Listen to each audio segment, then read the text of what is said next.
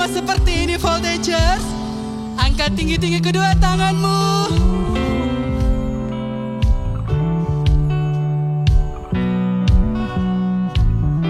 Sama-sama serahkan ya dan amin. Ya dan amin. Ya dan amin. Ya dan amin. Ya dan amin. Ya dan amin. Ya dan amin. Kuasamu Tuhan ya dan amin. Jam sama-sama. Haleluya, haleluya. Ku bersungka di dalam-Mu. Haleluya, haleluya. Menari dalam-Mu. Sebab gadamu dan tongkatmu menuntun langkahku. Haleluya, ku bersukacita. Terima kasih Tuhan. Kita serahkan sama-sama. Haleluya.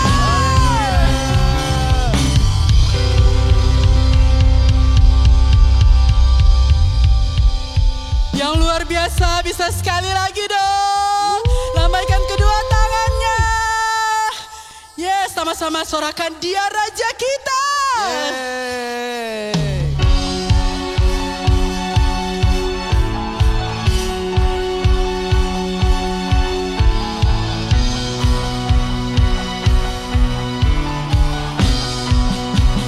Lompat sama-sama, come on, jump.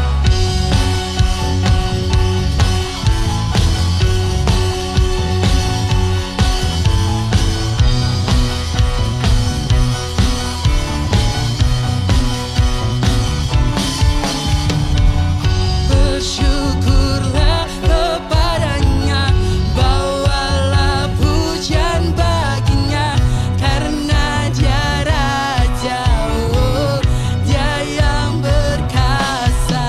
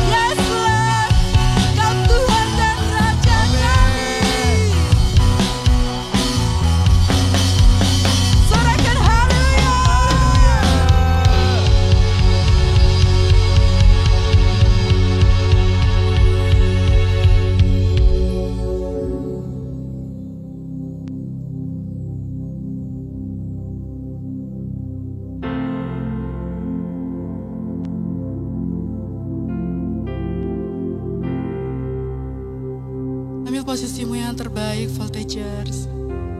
Siapkan hatimu, menyembah Dia lebih lagi. Haleluya, haleluya Tuhan.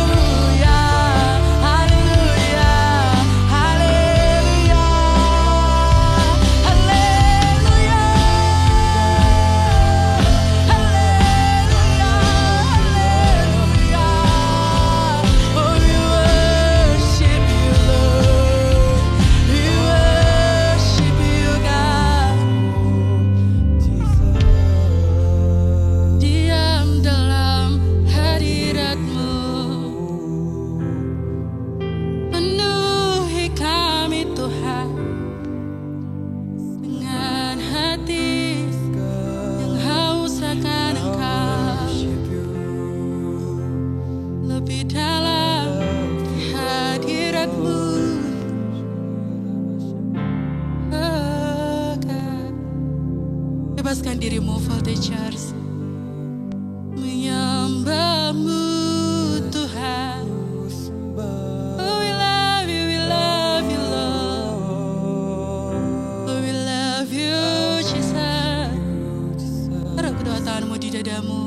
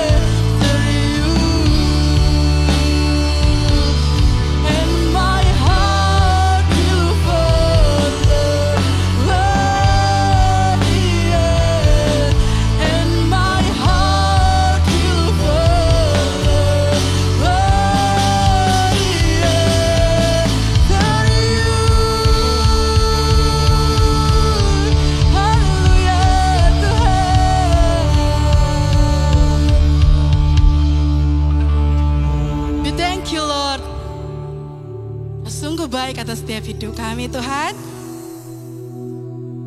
Ini hati kami siap untuk ditaburi sesuatu yang baru dari Tuhan. Di dalam nama Yesus Kristus, Tuhan. Bekerjalah ya Allah Roh Kudus, biarkan hati kami adalah hati yang terus haus dan lapar akan Engkau, Tuhan. Di dalam nama Yesus Kristus, Tuhan. Terima kasih Tuhan Yesus.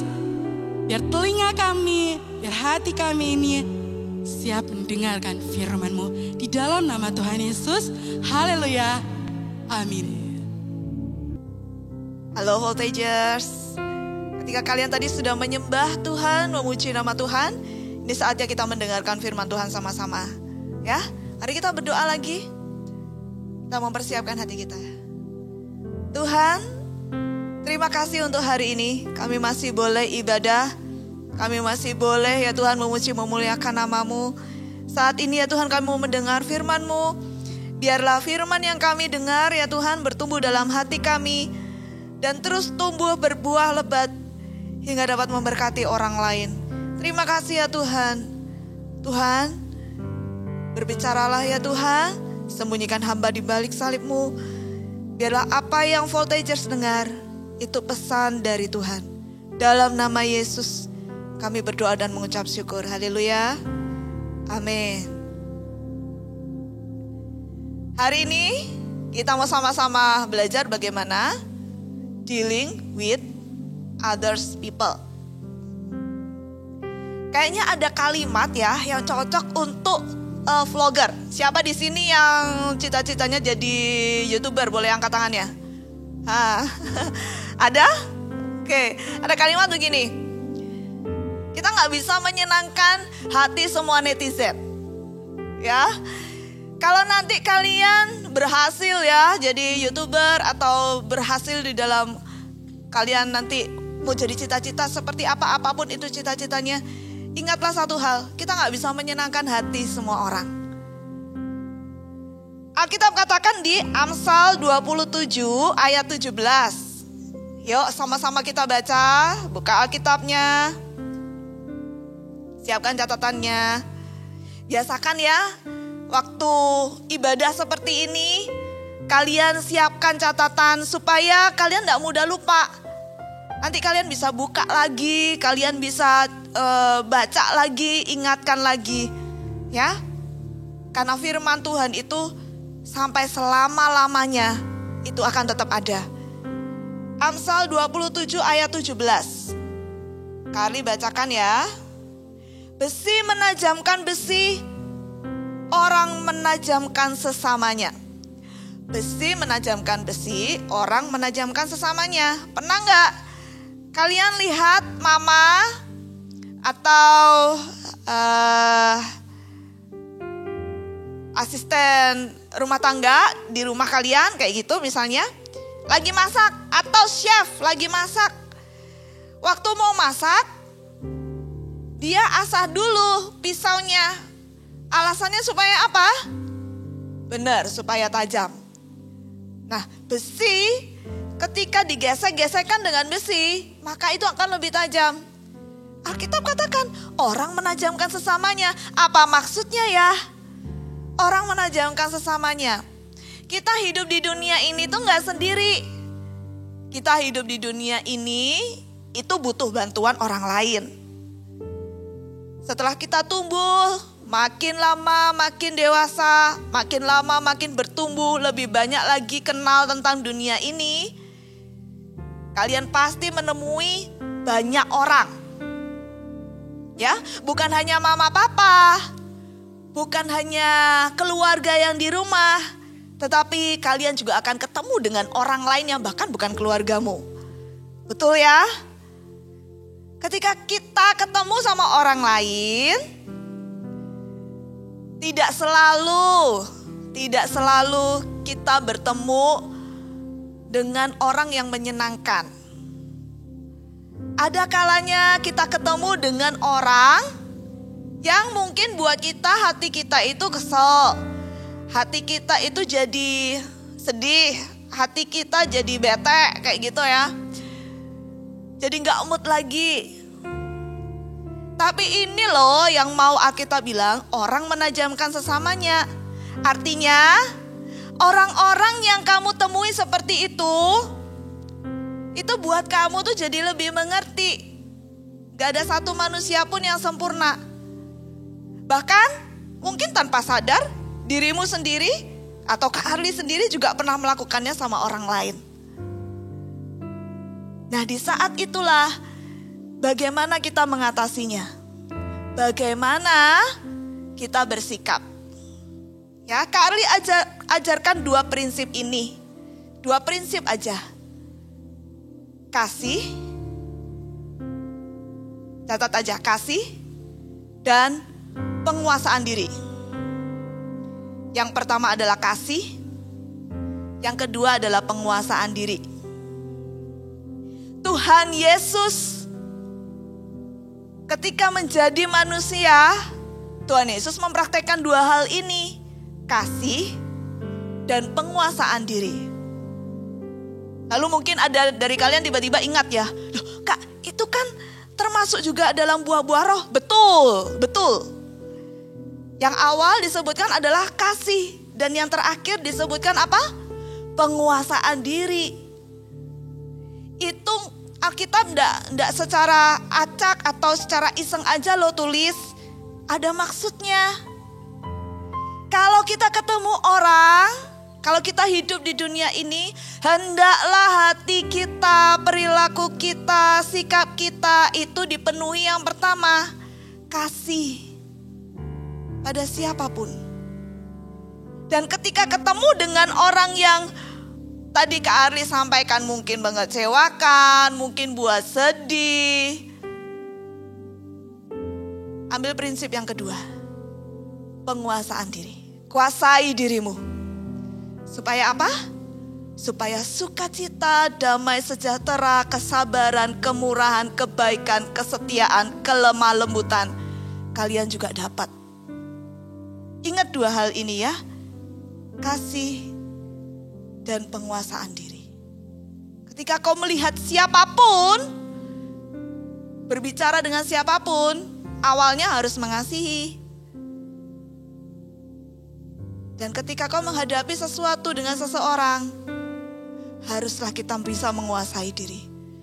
Tapi gak bisa kuasai dengan diri kekuatan kita sendiri, kita perlu Roh Kudus. Ingat hal ini. Kalau kita alami sesuatu, selalu ingat ini. What would Jesus do? Apa ya yang Tuhan Yesus akan lakukan kalau ketika aku ketemu dengan orang yang seperti ini? Ada beberapa contohnya ya. Ketika Tuhan Yesus berusia 12 tahun ketemu dengan orang yang lebih tua. Apa yang dilakukan oleh Tuhan Yesus? Kita buka. Ya. Lukas 2 ayat 46 dan 47. Kalau kalian ingat, ini adalah kisahnya Tuhan Yesus. Pada saat itu dia berumur 12 tahun dan dibawa oleh Maria dan Yusuf pergi ke Bait Allah di Yerusalem pada saat itu. Waktu perayaan udah selesai, Yusuf dan Maria pulang. Di tengah perjalanan baru sadar, mana ya Yesus? Kok gak kelihatan dari tadi? Ditanya-tanya ke kerabatnya, gak ada. Kemudian mereka harus kembali lagi ke Bait Allah. Tahu gak perjalanannya? 3 hari loh. Ketika sampai di Bait Allah, ditemukanlah apa yang Yesus lakukan di situ. Nih, ayat 46 dan 47. Sesudah 3 hari mereka menemukan dia dalam Bait Allah. Ia sedang duduk di tengah-tengah alim ulama sambil mendengarkan mereka dan mengajukan pertanyaan-pertanyaan kepada mereka. Dan semua orang yang mendengar dia sangat heran akan kecerdasannya dan segala jawab yang diberikannya. Tuh, Tuhan Yesus ada di Bait Allah bersama dengan di tengah-tengah alim ulama. Kalian tahu gak alim ulama itu siapa? Orang-orang yang mengenal, yang tahu tentang kitab suci terlebih dahulu. Berarti pasti lebih tua dari Tuhan Yesus. Yesus ada di tengah-tengahnya. Apa yang dilakukannya? Yesus menggurui mereka, menceramai mereka? Enggak loh. Tuhan Yesus apa? Mendengarkan mereka dan mengajukan pertanyaan-pertanyaan kepada mereka. Mendengarkan mereka. Tuhan Yesus itu sopan, hormat sama orang yang lebih tua. Mendengarkan mereka. Kalau ada yang gak ngerti gimana? Tuhan Yesus bertanya, mengajukan pertanyaan-pertanyaan. Dan karena Tuhan Yesus itu Allah, ya, di dalam tubuh manusia, dia seorang yang cerdas. Alim ulama dan orang-orang sekelilingnya itu kagum. Wah, kok bisa ya anak usia ini pertanyaannya kritis-kritis. anak usia ini pertanyaannya lebih dalam. Itu karena apa? Karena Tuhan Yesus lebih dahulu apa? Ketika berbicara kepada alim ulama, mengasihi dan menguasai diri. Ya, sebagai anak usia 12 tahun, Tuhan Yesus itu tidak menggurui. Mungkin ketika ada yang belum mengerti, Tuhan Yesus juga dikatakan di sini menjawab. Tapi menjawabnya bukan bikin orang marah, tapi menjawab dengan hikmat yang daripada Tuhan. Ya, ketika kamu lebih pintar untuk games, kamu lebih pintar tentang teknologi, dan mungkin mama sama papa belum tahu, belum mengerti, tetaplah hormat dan hargai orang tuamu atau siapapun yang belum pernah mengerti tentang teknologi yang kamu tahu. Kuasai dirimu dengan tidak membuktikan diri. Membuktikan diri itu seperti apa? Mungkin ketika kamu main, kemudian orang tuamu melihat, terus papa mama tanya, ini caranya gimana? Jangan dijawab gini, papa mama kuno gak ngerti apa-apa. Jangan dijawab begitu. Belajarlah dari Tuhan Yesus. Dia mendengarkan, dia menghormati, dan bahkan dia yang bertanya kalau dia tidak mengerti. Ya, hormati, hargai siapapun yang lebih tua daripadamu. Kalau diajak mama ketemu sama temennya mungkin om, tante, kayak gitu. Jangan sibuk dengan gadgetmu sendiri. Jangan cuek. Dengarkan mereka. Kalau kamu gak mengerti, tanya. Ya, nanti ada waktunya juga kalian akan bermain dengan yang seusia kalian. Tapi kalau awal-awal ketemu, berlakulah seperti apa yang Tuhan Yesus lakukan. Dengarkan dan menyapa dengan sopan. Oke? Itu yang pertama, kalau Tuhan Yesus bertemu dengan orang yang lebih tua. Bagaimana Tuhan Yesus bertemu menghadapi orang yang bahkan mungkin menjegalkan lah ya. Tapi buat Tuhan Yesus itu jadi bisa belajar untuk mengajarkan pada kita untuk bagaimana mengendalikan diri, bagaimana menguasai diri. Ingat gak waktu cerita ada seorang wanita yang bersalah, kemudian ditaruh di tengah-tengah orang-orang. Kita buka aja ya, Yohanes 7. Teman-teman bisa sambil catat ya, Yohanes 7. Ini adalah seorang perempuan yang pada saat itu bersalah, ya. Kemudian dia ditaruh di tengah-tengah, dia berzina. Menurut perkataan dari para ahli Taurat di sini, kemudian dia mau dilemparin batu sampai mati. Ya, pada saat itu mereka cuma ambil gitu aja hukum Taurat, terus kemudian mereka mau melakukannya. Tapi mereka mau cobai Tuhan Yesus. Nih, Yohanes 8 ayat yang ke-3. Kita baca ya. Maka ahli-ahli Taurat dan orang-orang Farisi membawa kepadanya seorang perempuan yang kedapatan berbuat zina. Mereka menempatkan perempuan itu di tengah-tengah. Lalu berkata kepada Yesus, Rabi, perempuan ini tertangkap basah ketika ia sedang berbuat zina. Musa dalam hukum Taurat memerintahkan kita untuk melempari perempuan yang demikian. Apakah pendapatmu tentang hal itu? Ayat yang ke-6 ya. Mereka mengatakan hal itu untuk mencobai dia supaya mereka memperoleh sesuatu untuk menyalahkannya. Tetapi Yesus membungkuk lalu menulis dengan jarinya di tanah. Ini ahli Taurat mau cobain Tuhan Yesus. Ya. Ini ada perempuan nih berdosa nih. rabi, pada saat itu rabi itu adalah guru ya. Lalu dibilang, apa yang harus kita lakukan? Kalau menurut hukum Musa, kita harus lemparin sampai mati karena dia bersalah. Jadi bagaimana menurut Yesus? Mungkin ya, kalau Kak Arli bisa bilang, gak kayak gitu. Kak Arli pasti akan bela diri gitu ya. Tapi Tuhan Yesus beda. Tuhan Yesus itu jawabnya apa? Tidak menjawab. Tuhan Yesus membungkuk dan menulis di tanah. Apa yang Tuhan Yesus tulis? Tuhan Yesus tulis semua kesalahan orang-orang, dan kemudian mungkin dari mereka itu ada yang, aku melakukannya. Kok dia bisa tahu ya? Kok Yesus bisa tahu dan menuliskan dosaku itu di tanah? Tapi lihat, ahli Taurat dan Farisi itu tidak puas. Ya, mereka mungkin ada yang seumuran dengan Tuhan Yesus. Ini ya, pada saat Tuhan Yesus mungkin seumuran, ada yang lebih tua, mungkin ada yang lebih muda. Tapi kita bicarakan yang rata-rata yang sama dengan Tuhan Yesus pada saat itu.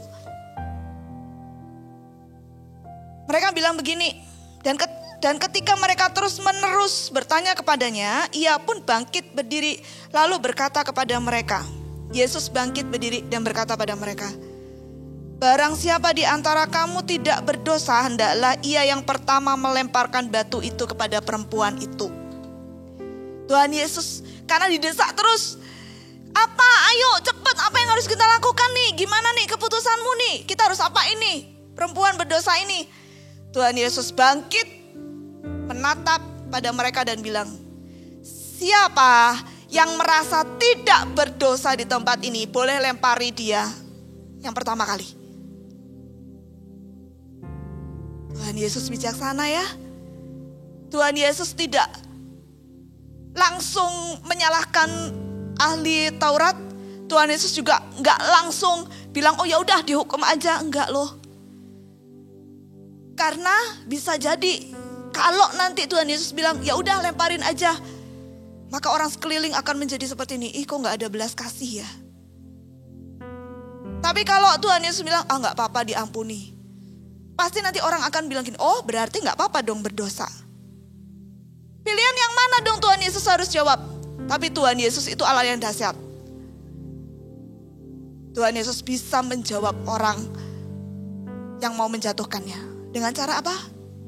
Gak perlu banyak bicara. Gak perlu kamu membuktikan diri. Ingat 2 prinsip ini. Kasih dan penguasaan diri. Tetap kasihi orangnya. Dan kuasai dirimu untuk kamu gak membalas dengan langsung tanpa hikmat. Berdoalah sama Tuhan. Tuhan, aku harus jawab apa? Kalau kamu menemui hal yang membingungkan seperti ini. Ya. Tuhan Yesus kembali menulis. Tahu gak ketika Tuhan Yesus kembali menulis ini? Satu persatu orang yang tadi menuduh wanita itu pergi.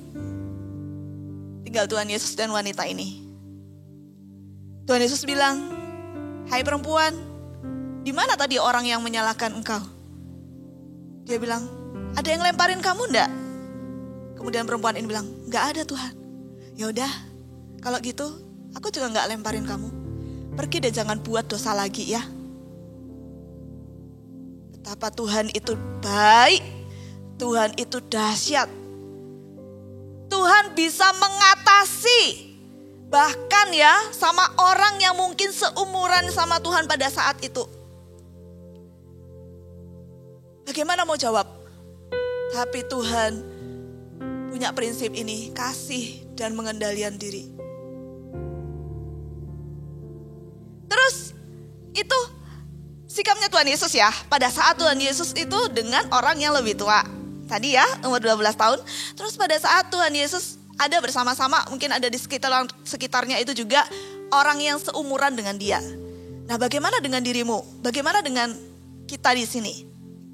Ketika kamu menghadapi temanmu ya yang mungkin salah paham tentang kamu, yang gak ngerti tentang kamu, ya jangan sedih. Jangan sedih. Minta hikmat Tuhan bagaimana untuk bisa menjawab apa yang mereka katakan kepadamu. Kalau kamu diejek, kalau kamu dihina, ingatlah 2 prinsip ini. Tetaplah mengasihi mereka dan kuasai dirimu untuk kamu gak membalas. Biar Tuhan saja yang akan memberikan kasih-Nya, yang akan memberikan pengakuannya atas dirimu kepada mereka. Yang akan membelamu, itu dia. Ya, jangan balas mereka. Tetaplah mengasihi dan kendalikan dirimu. Berdoa untuk mereka. Bukankah itu yang Alkitab katakan?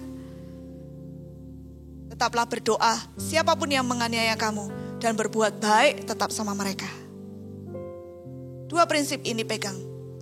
Kemudian bagaimana dengan orang yang lebih muda? Tuhan Yesus juga teladan yang baik loh. Kita buka Markus. Kak Arli suka ayat ini. Markus 10. Markus 10.